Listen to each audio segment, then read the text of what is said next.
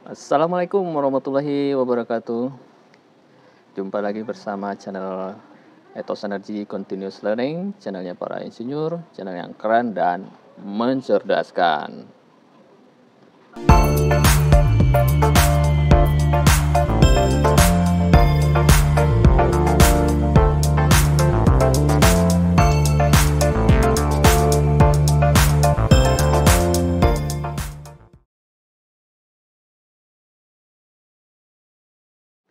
Baik, kali ini kita mengundang kawan lama saya,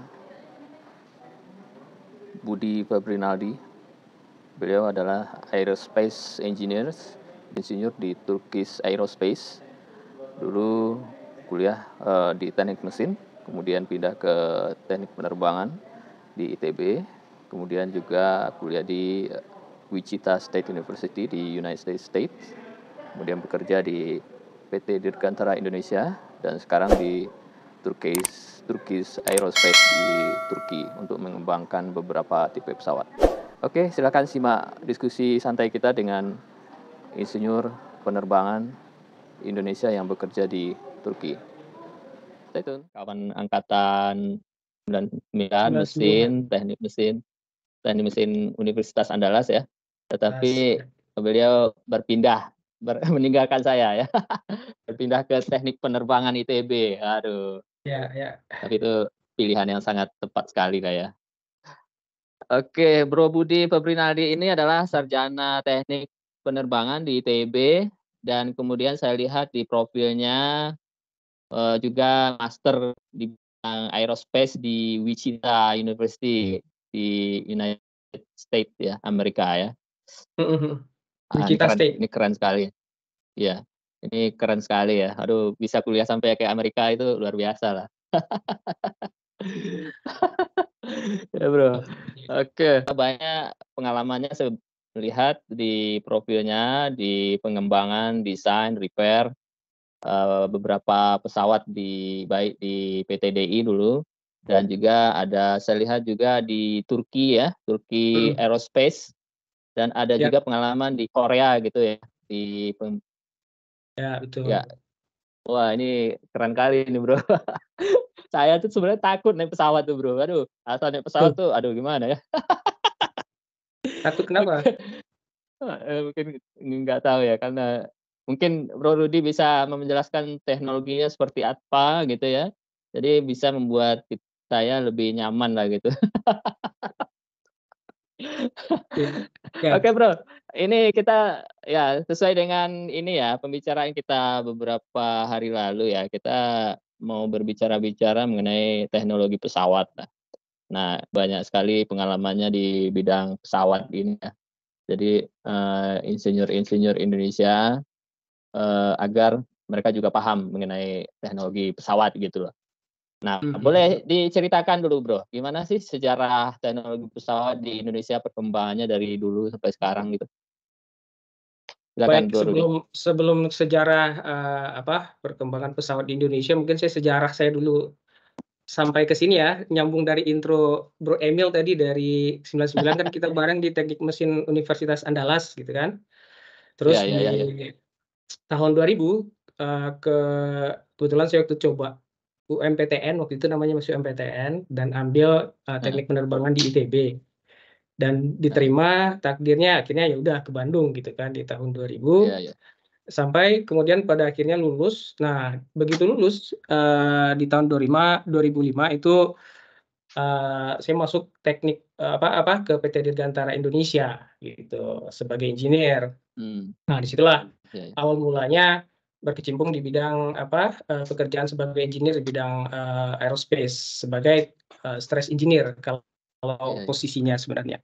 Nah, jadi dari tahun 2005 saya kerja di PT Dirgantara Indonesia, dan bekerja itu umumnya posisinya sebagai stress engineer yang umumnya bekerja dengan yang namanya finite element method ataupun stress analysis, metodologi yang kita pakai waktu belajar statik ataupun mekanika gitu. Nah, lanjut ke sejarah teknik penerbangan ataupun sejarah pembuatan pesawat di Indonesia, mungkin bisa kita tarik ke ini ya, ke zaman waktu mungkin dulu dari TNI AU ada yang namanya Nutanio, mereka Iya bersama ya. ada Wiwiko juga itu membuat semacam apa ya, pesawat glider. Nah, di dari situ kemudian kenapalah disebut sebagai perintis juga di dunia penerbangan Indonesia. Dari nama Nutanio ini kemudian didirikan, saya agak lupa namanya, mungkin LAPIP atau apa itu istilahnya singkatannya. Ada Jadi dari namanya nih, saya ingat namanya ada produksi Lapip, lisensi dari Ceko Polandia ya. Ada beberapa ya sih yang itu. beberapa yang Ya, diproduksi zaman Nurtanio itu ada pesawatnya namanya si Kumbang, Belalang, Kunang, Gelatik, ya ya dan pesawat ya latih. seperti itu. Jadi Banyak sih jasa Nurtanio ini kayaknya ya di dunia disitulah penerbangan. mereka mulai merintis Nurtanio ini, makanya kemudian produk-produk yang nantinya dibikin terutama maksudnya di PT Dirgantara Indonesia atau Indonesian Aerospace atau dulu dikenal dengan IPTN itu dikasih nama N juga itu dari Heeh, Nurtanio itu gitu. Nah, jadi dari situ mulailah dari license biasanya bikin pesawat itu dengan lisensi-lisensi dulu dari pesawat luar negeri yang memang sudah pernah ya. gitu ya. Terus kemudian pada akhirnya pada zaman eh, Pak Habibie waktu itu diharapkan untuk kemudian Indonesia itu membuat sendiri pesawatnya gitu. Visi Mhm, besar yang sudah dimulai dari zaman Soekarno, mengingat kita negara kepulauan yang besar, yang dipisahkan oleh laut-laut dan banyak pulau. Kemudian mau nggak mau kita memang harus memperkuat transportasi udara gitu. Itu visinya, idenya gitu. Sehingga pada tahun iya. 70-an, kalau nggak salah, mungkin sekitar berapa ya, 28 tahun yang lalu kalau nggak salah gitu, eee, itu kalau ya nggak tahu sih tanggalnya, mungkin lebih ya, di tahun 70-an pokoknya Habibie itu diharapkan untuk kemudian mengembangkan industri pesawat di Indonesia. Waktu itu eee, kemudian dibikinlah apa ya, semacam kerjasama, di mana Habibie waktu itu dari Jerman ditarik, ya saat bekerja dari MBB, kemudian eee, disuruh memimpin dibangun industri pesawat dan dimulailah kerjasama dengan membuat pesawat N212, NC212. Waktu itu kerjasama dengan CASA di Spanyol gitu. Itu kemudian pesawat propeller kecil dan dilanjutkan kemudian dengan program N250 yang kita tahu sendiri. Bagaimana dulu mungkin saat kita berdua waktu SMP kali ya, tahun-tahun 95, nah itu pesawat ini first flight gitu. Saya ingat tuh waktu Mhm. nonton di TVRI kalau Tahun nggak salah itu, 95 ya dari dimulai ya? Padang. Dari Padang tuh lihat first Heeh. flight ini di TVRI gitu kan, Iya. tanggal 10 Agustus tahun 95 seingat saya itu. Jadi, itu sudah berhasil kita bikin N250 yang kemudian dipamerkan di Paris Air Show dan sudah jam terbangnya ratusan jam terbang juga. Namun sayangnya pada akhirnya itu tidak berhasil disertifikasi dan pada akhirnya programnya juga terhenti, begitulah. Sebelum Iya iya N250 iya iya juga iya. ada CN235. CN235 ini masih kerjasama dengan CASA. Jadi dulu dibikin semacam apa, konsorsium antara Indonesia dan Spanyol yang namanya itu dibikin Airtex seingat saya. Dan itu berhasil. CN235 ini pesawat yang sangat tangguh, sampai sekarang masih terbang, masih digunakan oleh TNI AU dari berbagai negara, Indonesia, Malaysia, Turki dan juga Korea Selatan pun, bahkan Amerika juga pakai gitu kan. Nah, CN235 ini salah satu konsumen terbesarnya itu adalah Turki sebenarnya gitu. Jadi dulu waktu saya bekerja di PT Dirgantara Indonesia, saya sempat ke sini untuk melakukan program modifikasi dari pesawat CN235 ini juga gitu. Nah, setelah zamannya Iya iya. CN235 udah lama, baru-baru ini kita lihat ya nggak terlalu baru juga, tapi beberapa tahun yang lalu lah, sekitar 2017 first flight pesawat N219 yang dibuat dari PT Dirgantara Indonesia juga tempat saya bekerja dulu. Dan ini pesawat pertama yang pada akhirnya mendapatkan sertifikasi lokal di Indonesia gitu, tapi belum Iya untuk iya. level internasional. Tapi udah ada Iya kemajuan, yang iya. tadinya kita bikin pesawat nggak berhasil sertifikasi, hanya berhasil terbang, ini sekarang terbang dan sertifikasi walaupun masih lokal. Kira-kira Ya, begitu ya, ya, aja ya. sih, Jadi Kak. ini ya, ya. Wah, ini banyak sih sebenarnya, walaupun satu pesawat saya yakin tuh pengembangan desainnya bisa mencapai puluhan tahun ya, desain dan percobaannya, desain, fabrikasi, kemudian testing testing, commissioning, dan itu bisa sampai 20 tahun gitu ya, satu pesawat itu ya? Nah, itulah, bikin pesawat ini industri dirgantara itu kan terkenal dengan istilahnya itu, apa, prinsipnya itu high cost, high risk dan low profit. Jadi biayanya gede, terus, Ya, waktu pengembangannya juga nggak cepat gitu ya, butuh heeh, bertahun-tahun. Sebenarnya kalau berdasarkan, sertifikasi itu, untuk pesawat kecil itu diharapkan bisa 3 tahun gitu, pengajuan ya, ya, sertifikasinya, dan pesawat yang kategori penumpang yang besar di atas, 20 penumpang itu bisa 5 tahun. Tapi 5 tahun. untuk, negara-negara yang baru memulai, belum pengalamannya istilahnya belum matang, itu cenderung agak lama, begitu Bro Emil. Jadi kayak bisa jadi Iya, iya, berlarut-larut, jadi kayak, bisa lebih dari 5 tahun dan seterusnya gitu, iya, tergantung iya. resources yang kita punya, pendanaan juga, dan tentunya juga kayak, politik dari negara tersebut gitu. Iya, iya, iya, Tapi iya. kalau Itu kita negara-negara tadi maju, mhm, eee, negara-negara maju seperti kayak saya dulu di Wichita, itu ada banyak industri pesawat di sana, mereka sangat cepat. Jadi udah pengalaman itu benar-benar, apa, prosesnya itu terukur dan tepat waktu mereka. Jadi bisa 3 tahun, jadi satu pesawat 3 tahun 3 tahun. iya, iya, iya. Wah, cepat ya. Kita tadi disampaikan tahun 70-an ya, 76 tadi Habibie balik ke Indonesia. Nah, baru terbang tahun 95, artinya kan 20 tahun ya? Iya.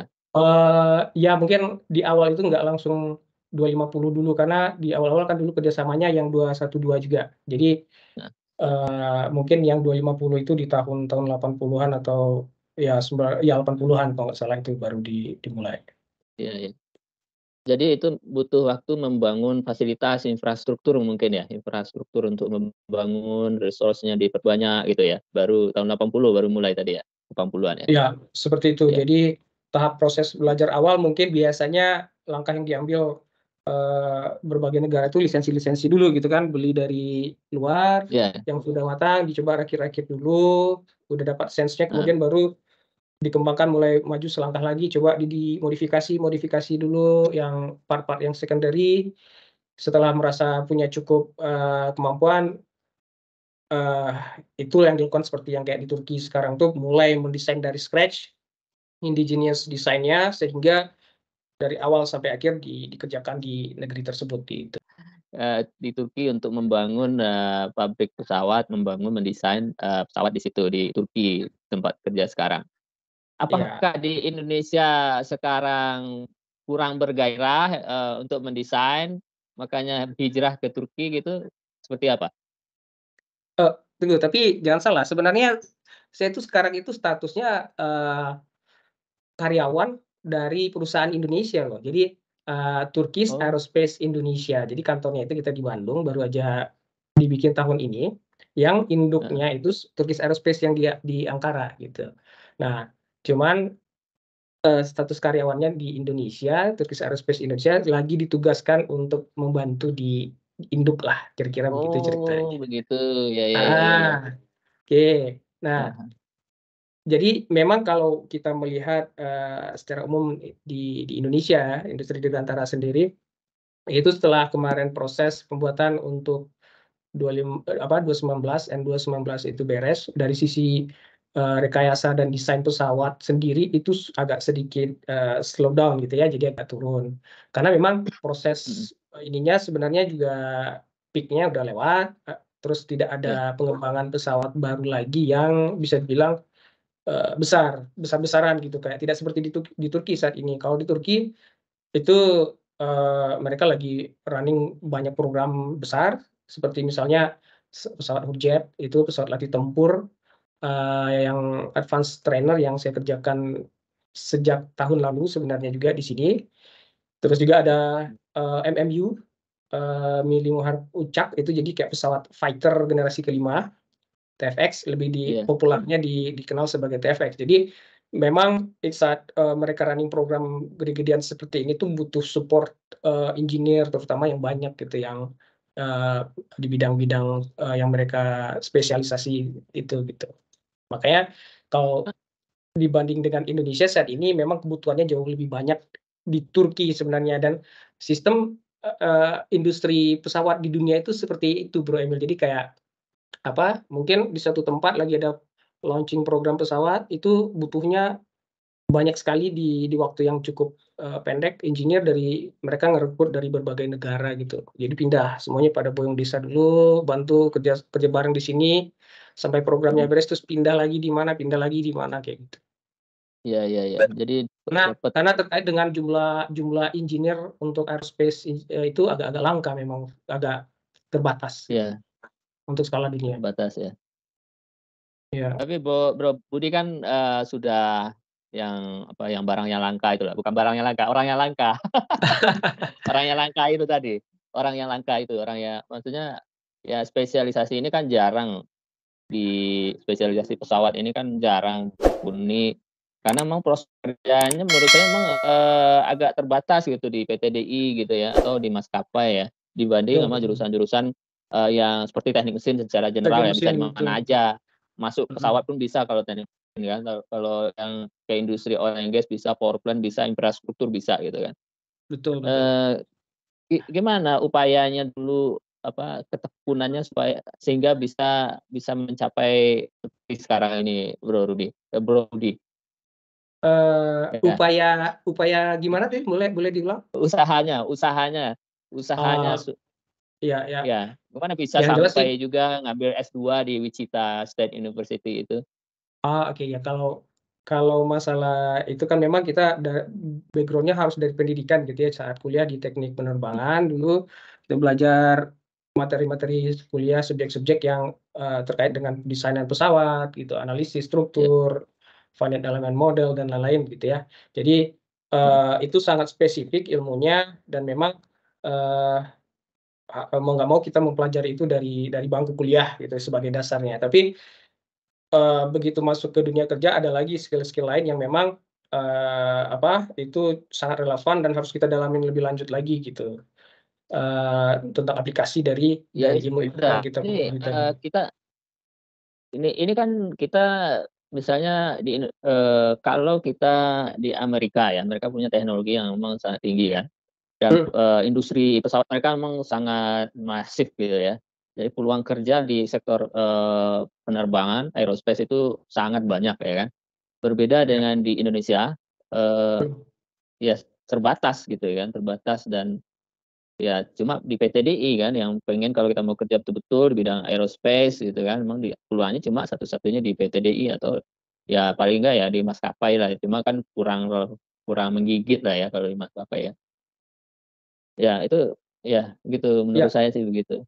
Iya ya, Mhm. kalau untuk, pendesainan pesawatnya secara utuh itu memang beberapa tahun yang lalu tuh memang, ya bisa dibilang sampai sekarang pun PTDI lah tempat-tempat, yang paling tepat gitu, satu-satunya ya di Asia Tenggara juga gitu ya. Tapi belakangan saya lihat juga, sudah banyak mulai berkembang entrepreneur-entrepreneur yang ngembangin semacam drone ataupun project-project air taxi Iya, yang sebagai alternatif, selain PTDI gitu, dan juga ada juga Turkish Aerospace Indonesia yang kerjanya relevan juga dengan, desain pesawat, secara secara ini gitu, secara detail gitu. Nah, nah kalau ini saya di ini, Bro Budi, halo iya iya silakan. halo? Iya silakan silakan. Ini terkait dengan ya, ini terkait dengan keilmuan tadi ya.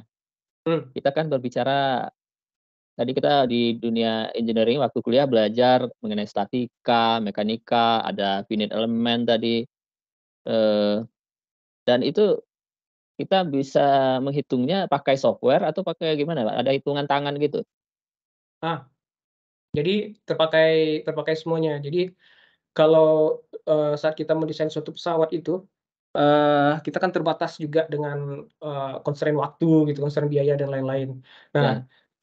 makin ke sini banyak, kemampuan software, tool-tool yang membantu mempercepat proses kerja kita gitu. Cuman tetap, saat kita menggunakan software itu kadang butuh waktu yang lama, tergantung bagaimana kita me apa, men-setup, analisis yang kita lakukan.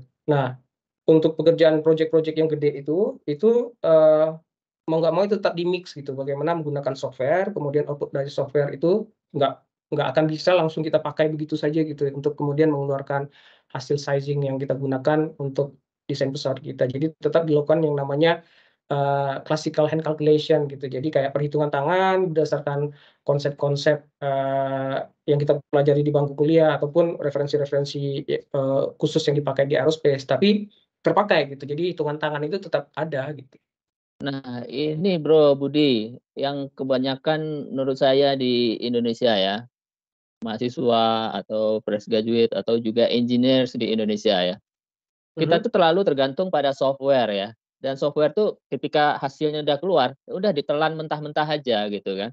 Sementara Iya, sense-nya sebagai insinyur, oh ini udah bener nih, oke ini salah nih gitu kan. Ini dicek lagi iya, gitu kan. iya, Kadang-kadang, itu yang menjadi apa ya, menurut saya tuh kalau kita harus verifikasi lagi, jangan terlalu tergantung pada software ya. Kadang software itu, kita nggak tahu juga di dalam seperti apa proses kalkulasinya gitu ya.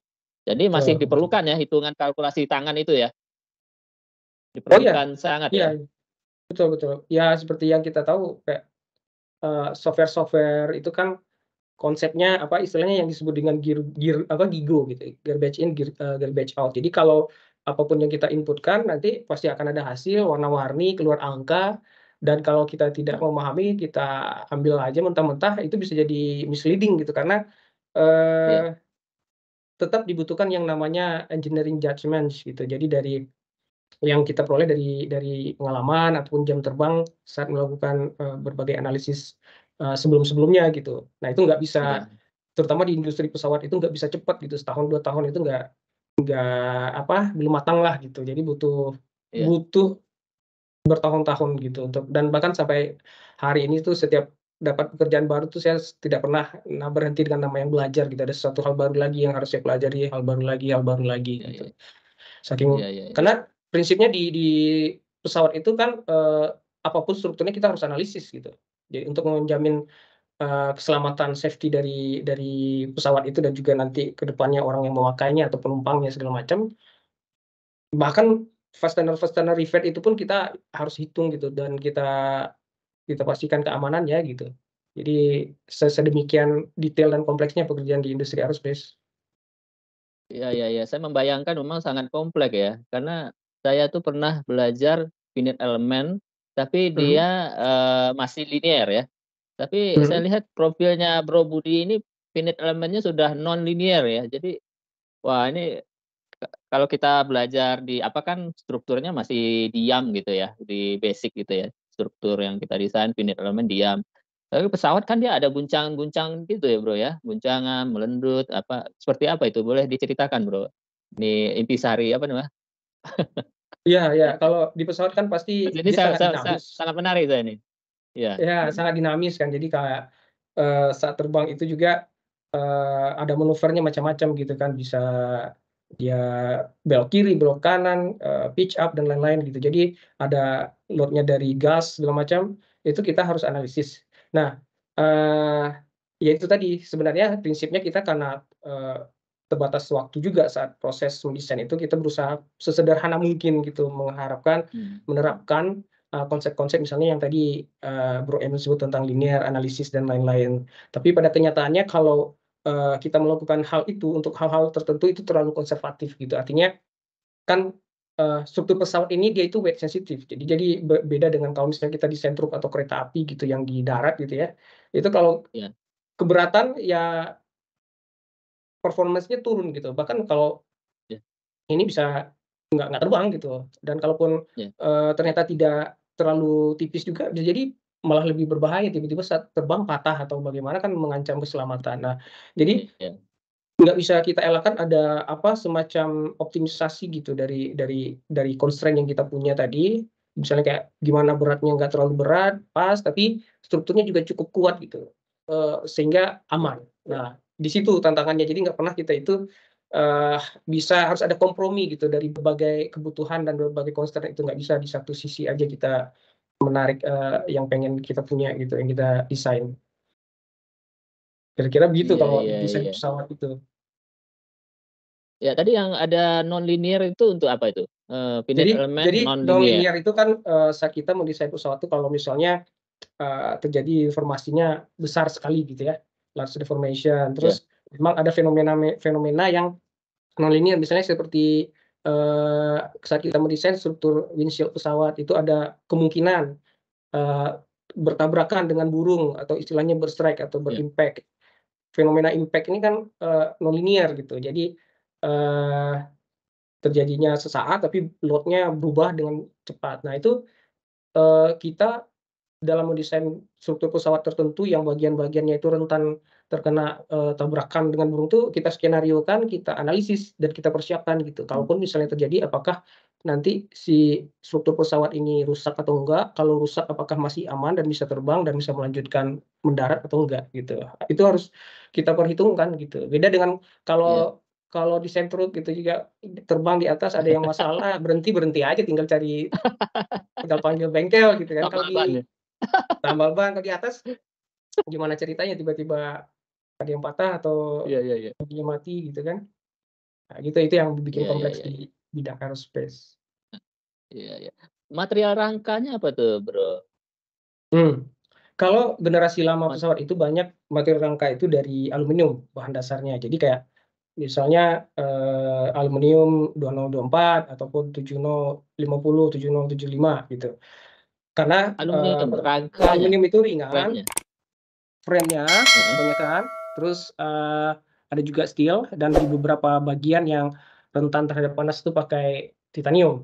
Nah, Mmm. cuman ke sini karena berkembangnya teknologi komposit itu, yang tadinya hampir 100% itu metal, aluminium dan steel dan lain-lainnya itu mulai bergeser naik persennya, dipasang yang namanya material komposit, gitu. Jadi komposit ini Mhm. lebih ringan dan juga bisa diatur, sifatnya yang, karakteristik yang kita pengenkan gitu dari struktur pesawat kita.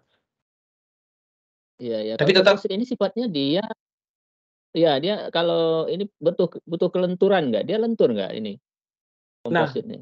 komposit itu bisa diatur gitu, makanya kenapa kelebihan dari Oh komposit itu diatur ya? adalah Mmm. istilahnya itu tolerability-nya. Jadi kalau kita pengen lentur, kita carilah struktur yang, kelenturannya bagus, kita arahkan orientasi dari fibernya ke arah yang sesuai kita load-load yang terjadi dari struktur pesawat kita gitu.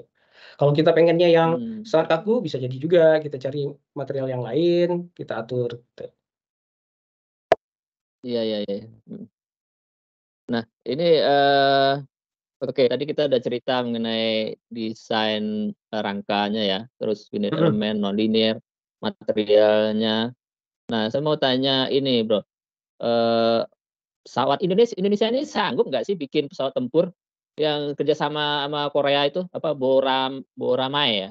Borame, KFX ya, oke. Iya iya. Kalau pesawat tempur itu kan memang teknologinya itu teknologi ada lompatan lagi gitu ya. Jadi kayak dari sisi avionik, dari sisi persenjataan dan segala macam, dari sisi material, apalagi kalau misalnya stealth segala macam, ada banyak lagi ilmunya gitu loh Bro Emil yang harus kita kaji lagi, harus kita pelajari lagi sebenarnya gitu. Jadi kalau, bicara realistis dengan kemampuan kita saat ini, kalau kita bikin sendiri pesawat tempur sepertinya belum, kalau menurut pandangan Iya. saya gitu yang ya dan pengalaman saya juga gitu. Karena tetap ada banyak hal dulu yang kita perlu persiapkan. Jadi kayak terutama industri-industri pendukung dari pesawat tempur, industri Pendukungnya ya. pesawat secara umum juga harus disiapin dulu gitu, nggak bisa langsung jadi loncat ke pesawat tempur aja gitu. Karena memang memang, butuh butuh infrastruktur yang mendukung juga sebenarnya gitu, dan resources-nya, para ahlinya dan ya pakar-pakar di bidang itu harus, banyak Pakar-pakarnya ya. juga. Iya, gitu, yang Iya, kita mhm. teknologinya banyak juga saat ini belum punya gitu. Iya iya iya iya. Ya, Ini makanya kita kerja sama sama Korea ya, tapi Korea juga belum punya pengalaman dengan bikin pesawat tempur ya. Jadi, sama-sama belajar ya? Ya kira-kira begitulah. Ya, karena kalau belajarnya kan, mereka mendapatkan transfer teknologinya itu kan dari Lockheed Martin, dari Amerika sebenarnya. Makanya kalau mau belajar sebenarnya langsung langsung ke profesornya itu gitu, ke Amerikanya langsung. Iya. Iya Ya, iya iya. tapi tidak sesederhana itu karena memang ada banyak karena ini bidang militer ya, industri militer itu, ada banyak, restriksi, ada banyak limitasi, ada banyak, batasan-batasan yang memang butuh apa ya, butuh tidak hanya sekadar dana besar, tapi juga mungkin semacam diplomasi diplomasi dan juga, waktu yang nggak pendek sebenarnya, Iya kalau menurut iya saya. iya iya. Industri industri pendukungnya yang belum cukup di Indonesia ya. Banyak teknologi-teknologinya ya kan yang kita belum punya ya. Iya, itu salah Engine satunya. aja kita Misalnya kayak kayak tadi, kita bikin pesawat harus rangkanya pakai aluminium gitu ya, ataupun heeh, komposit gitu. Di Indonesia kita belum punya itu, industri yang mensuplai untuk yang kualitas untuk pesawat gitu. Karena kualitas, untuk pesawat itu juga kayak, apa, levelnya itu harus tertentu yang benar-benar lulus uji gitu. Untuk bisa iya sertifikasi itu semuanya harus distandarisasi dengan, kualitas yang tinggi. iya iya iya. Materialnya berarti import semua dong kalau kita ini ya?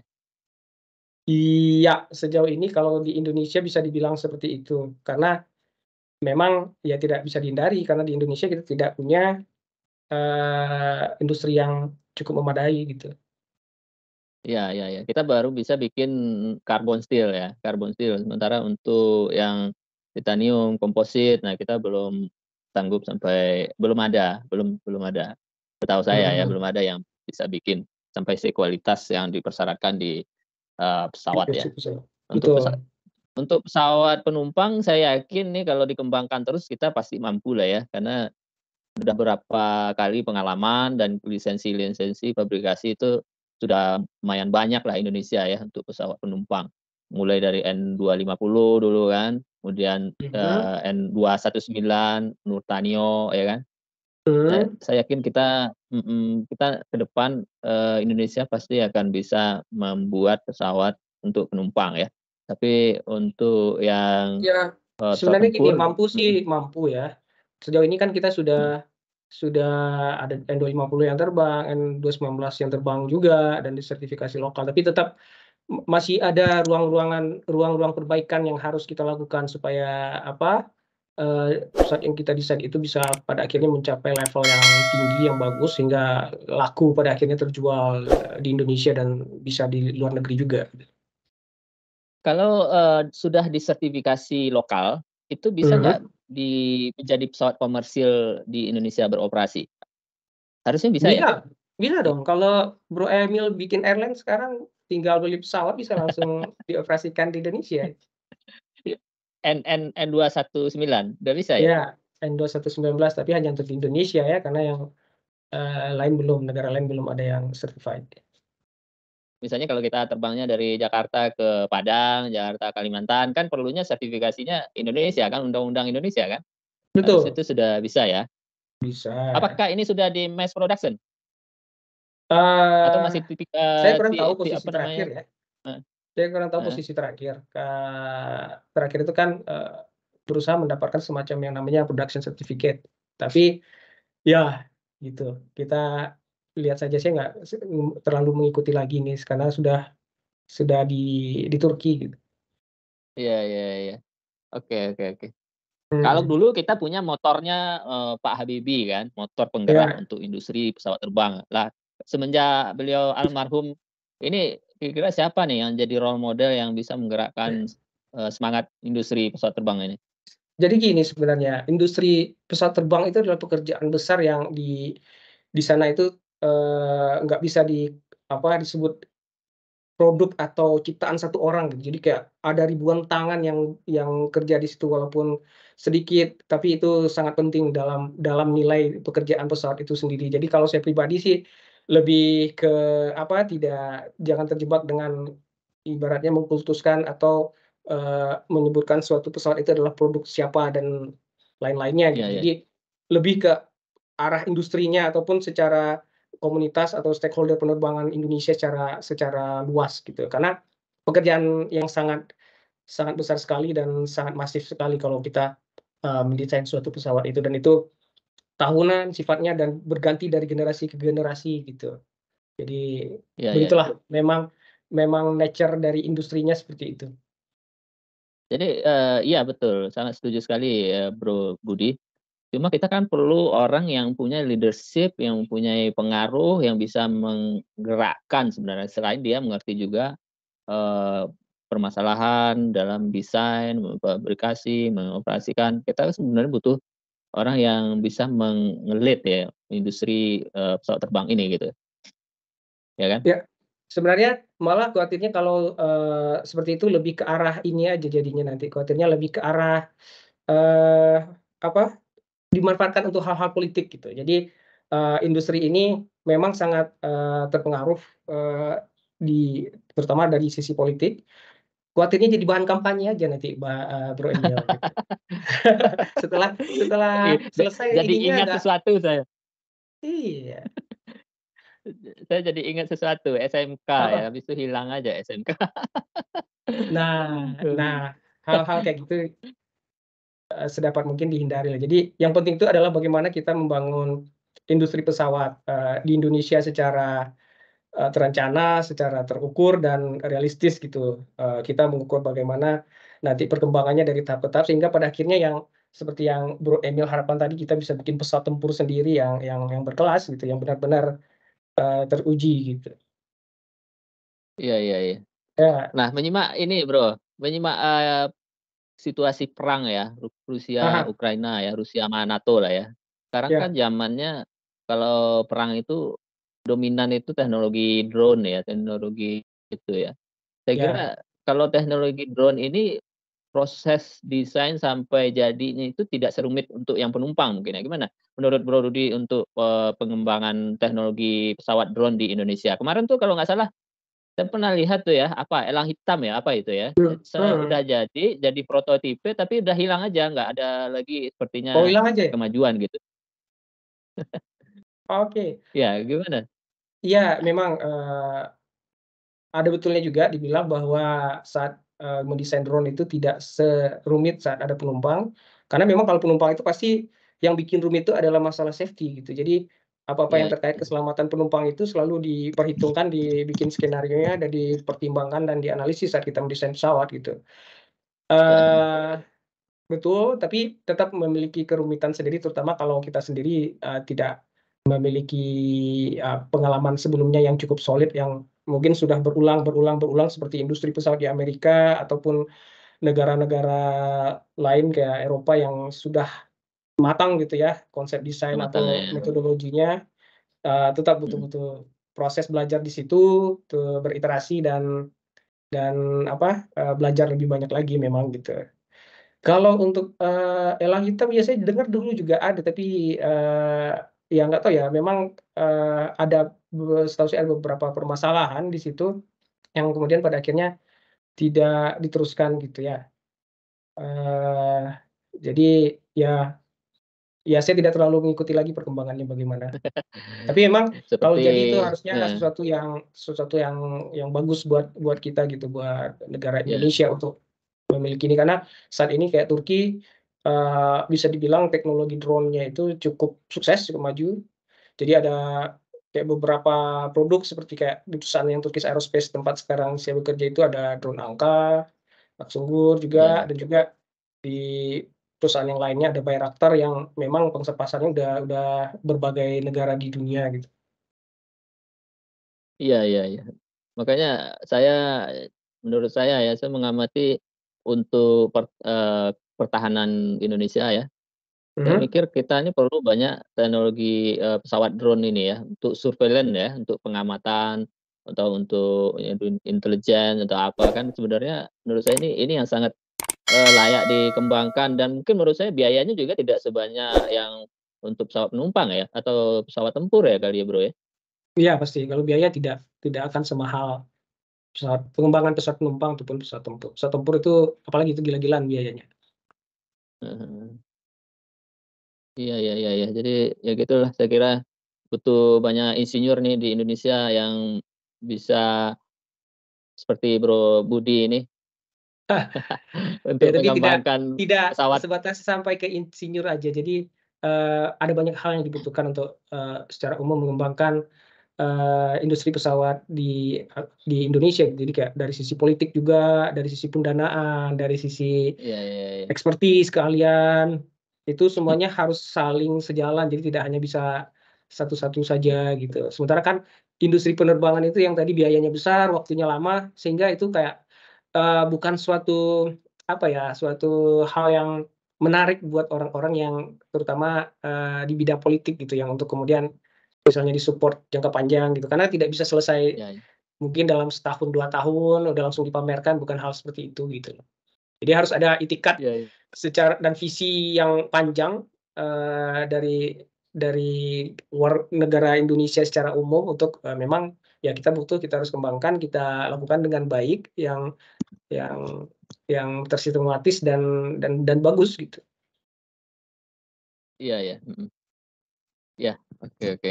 Saya ada banyak mendapat pencerahan dari Bro nih mengenai mengenai pesawat, teknologi pesawat. Ya kan kalau kita jadi engineer ini kan nggak cuma teori aja, tapi sense-nya itu tadi yang sangat penting ya, dari pengalaman-pengalaman, Mhm. jadi kalkulasi-kalkulasi, desain-desain, software-software atau kalkulasi kalkulasi tangan bisa diverifikasi dengan pengalaman-pengalaman itu tadi. Itu yang namanya sense, itu yang susah mendapatkannya ya kan. Ya itu Jadi, yang mahalnya di situ. itu yang mahal. Ini Bro Budi ini perlu ini nih, junior-junior nih yang perlu di-coaching ini kan. Yang perlu diarahkan nih, biar makin banyak nih insinyur-insinyur Indonesia yang bekerja ke luar negeri, ke Turki gitu. Ya, ya memang kalau saran saya sih memang, yang muda-muda tuh memang tetap harus open minded, lihat kesempatan belajar, kesempatan bekerja tidak hanya, di dalam negeri gitu, terutama bidang bidang aerospace ini gitu. Karena memang industrinya sendiri itu terbatas dan banyak kesempatannya di luar negeri. Dan itu bagus juga karena Iya, iya, dengan, bekerja di luar negeri itu bisa mengembangkan diri, pengetahuannya jadi lebih lebih luas lagi. Tapi luas ya. banyak juga yang muda-muda sekarang di Indonesia saya lihat itu sangat kreatif, sangat inovatif, ngembangin drone sendiri, atau bikin perusahaan-perusahaan kecil yang akhirnya maju juga gitu. Itu bagus sekali gitu. Jadi Iya, tidak iya. hanya Heeh. tergantung kepada, satu industri pesawat besar aja gitu.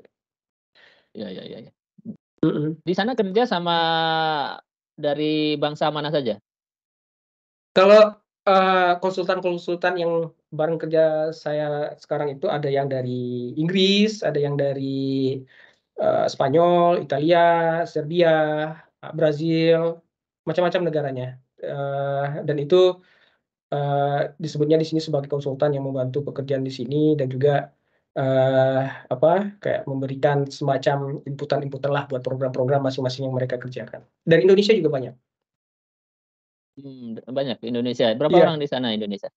di Indonesia ya, kalau tahun lalu itu nggak banyak, sekitar bahkan sempat saya sendiri yang dari Indonesia, tapi, tahun ini itu udah ada mungkin sekitar total 60-an orang gitu.